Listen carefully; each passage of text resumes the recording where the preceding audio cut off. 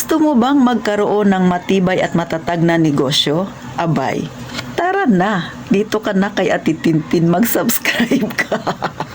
Yan ang topic na isi-share ni Ate Tintin ngayon. Pero syempre, bago ko simulan yan, huwag mong kalimutang i-like at i-share ang video ni Ate Tintin. At sa mga baguhan dyan na ngayon pa lang nakarating sa aking channel, huwag kang mahiya, pindutin mo na ang subscribe button na yan. At syempre pa sa mga datihan at mga baguhan kong subscriber, maraming salamat po sa pagtitiwala kay Ate Tintin. Lagi kong pinapaalala si Ate Tintin, hindi ako nagbablog ng payaman-yaman kaya hindi ako mayaman. Ang sinishare ko sa inyo ay personal experience ko na maaaring makatulong lalo na sa mga baguhan pa lang sa ganitong larangan ng negosyo, ang maliit na sari-sari store mga kasari. At syempre, yung mga experience natin kung ano ba yung nakakasalamuha nating problema para yung iba dyan na hindi pa nila nagiging problema at kung sakali, hindi ko naman hinihiling na mangyari sa inyo, alam nyo na ang gagawin. Kaya, tayo nang magchismisan. So, ano ba itong apat na binabanggit ni Ate Tintin na makapagbibigay sa atin ng isang matibay at matatag na pundasyon sa ating negosyo?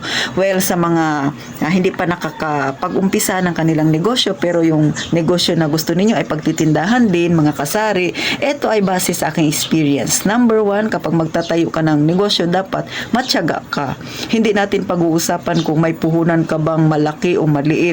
Basta ang pag-usapan natin yung ugali na meron ka kapag nagtayo ka ng negosyo. Huwag mong aalisin ang ugaling matyaga, mga kasari. Kasi, syempre, ang pagtitindahan ay hindi lang yan hanggang sa pagbabantay. Sa tutulong sa pagtitindahan, nakakapagod. Yung iba nga, madaling araw pa lang, alas 5 pa lang. Yung iba, mas maaga pang nagbubukas ng tindahan. Pero syempre, depende yan sa lugar nila. Tapos, gabing-gabi na natutulog. So, dapat tiyaga talaga. Tiyagaan para mapaganda at mapalaki mo ang iyong negosyo. Syempre, kung matyaga ka rin, dapat, number 2, ikaw ay matiisin. Kasi nga, sa pagninegosyo, hindi lang na humahanga doon sa nakapagpatayo ka ng negosyo ay okay na yon. Hindi po, marami ka ring makakasalamuha na problema. Minsan kay customer, minsan sa mga nakapaligid dyan sa inyo. So, kaya nga, lagi kong sinasabi, maging sa aking video na dapat tayo ay matiisin. Matyaga ka, matiisin ka. At syempre, kapag matiisin ka, langkapan mo na rin ng mahaba ang iyong pasensya, mga kasari.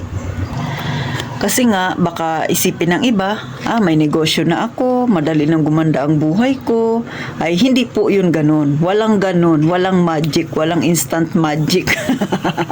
Mga kasari, sa pagninegosyo, kailangan talaga matyaga, matiisin ka, mapagpasensya ka, mahaba talaga yung pasensya na ilalakip mo sa iyong negosyo. Kasi nga, baka nag-iisip yung iba, pag may negosyo na, madaling yumaman. Walang ganun, sa totoo lang.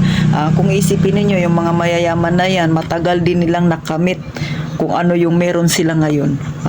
Talagang nilagyan lang nila ng tiyaga at saka syempre yung matiisin sila. At ang matiisin ay classmate niyan, syempre yung mahabang pasensya. Ganun mga kasari. Syempre kapag mayroon kang ganyan, pangatlo dapat ikaw ay masipag.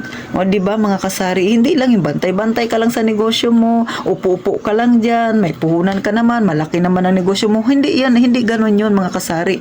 Kailangan mo ang tiyaga, matiisin ka. Syempre, ang matiisin, classmate niya ang mahaba ang pasensya. Sumunod, dapat ikaw ay masipag. Syempre, masipag lalo na kung ikaw mismo wala kang tauhan. Ikaw lang diyan mag-isa sa tindahan mo, kung tindahan man ang negosyo mo.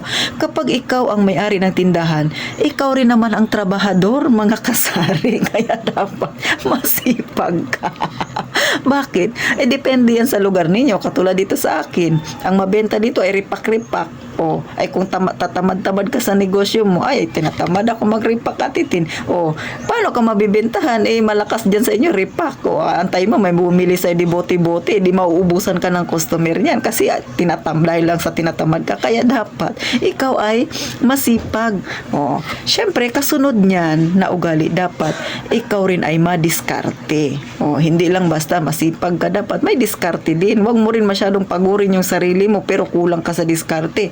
masipag ka nga magrepack-repack, pero yung pinangre-repack mo naman pala, hindi naman yung mga fast-moving na yan na item, syempre, nakakapanghina din ng loob. Bakit? Walang nabili.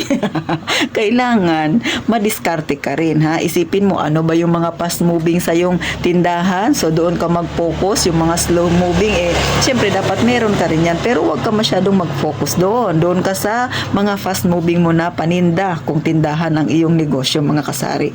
At syempre, higit sa lahat, mga kasari, ha? Dapat, pagka magtatayo ka ng iyong negosyo, dapat meron talagang goal. Ano ba yung goal mo sa buhay? Ha? Sa totoo lang, si Ate Tintin, ha? Ito is ma-share ko lang sa inyo, ma-chismis ko lang sa inyo yung sarili kong goal. Nung nagtayo ako ng tindahan, hindi ako nag-isip na mapalaki ko ang tindahan ko. Never. Ang iniisip ko lang noon, pagod na kasi ako magtrabaho, gusto ko lang sa araw-araw ay meron akong mapagkunan. Yun lang yung aking naging goal, mapagkunan ng aking pagkain. Ayos na yun sa akin. Pero nung nagkatindahan na ako, nung nagkakabenta na ako, na iba na naman yung goal ko. Syempre, gusto ko makakaroon din ako ng savings, diba? Hindi lang basta na makakain ka, maitawid mo yung buhay mo sa araw-araw. Syempre, magka-savings ka rin. At habang nagkaka-savings ka, dapat yung tindahan mo, unti-unti mong mapuno rin ng laman. So, yun na naman yung naging goal ko, mga kasari. At hanggang ngayon, yan pa rin yung goal ko. Pero, syempre, habang tumatagal, nag-iiba na naman yung goal ko. Bakit? Ay, hindi lang doon yung pangarap mo na mangyari sa buhay mo. Marami pa tayong gustong mangyari. Pero, gaya nga nasabi ko, hindi naman isang ganyan lang mangyayari yan sa buhay mo. Dapat pa isa-isang hakbang. Kasi pag minadali mo yan, yung gusto mong mangyari sa buhay mo ay mai-scam ka. At saka walang ganun na isang pitik lang na yayaman ka kaagad, na isang pitik lang ay magbabago ang buhay mo. Walang ganun, sisi. Siyempre, wala namang nagnegosyo na pagtayo ng negosyo ay nagtagumpay ka agad. Walang ganon, mga kasari. Kapag ka nagtatayo ka ng negosyo, lahat ng hindi mo gustong maranasan ay mararanasan mo yan. Bakit? Dahil diyan ka tatatag. Dahil diyan mo makikita kung gaano katibay ang dibdib mo sa larangang napili mo. At kapag nalampasan mo yan, sigurado ako, matibay at matatag na ang pundasyon mo sa negosyo mo. Lalo na, sa totoo lang may mga kasari tayo dito na may mga tindahan din. Yung iba talaga mga 10 years na, 15 years, 25 years na nagtitindahan. Masasabi kong matibay na talaga sila at matatag na. Ang mga pinambabanggit ko na yan ay naranasan na nila lahat yan. So, paano mga kasari? Sana nakatulong ito ng kaunti sa mga gustong magkaroon dyan ng negosyo. Maliit man yan o malaki, bahala na kayo kung anong gusto ninyo. Pero sa totoo lang, itong mga pinangbabanggit ko, ito yung mga pundasyon na naging nagpatibay sa akin. Maliit man ang aking negosyo, pero alam ko, matatag na ang pundasyon nito, mga kasari. So, paano? Gaya nga ng palaging sinasabi ni Ate Tintin, huwag mong kalimutan mag-subscribe at syempre pa, mag-iingat tayo palagi, mga kasari.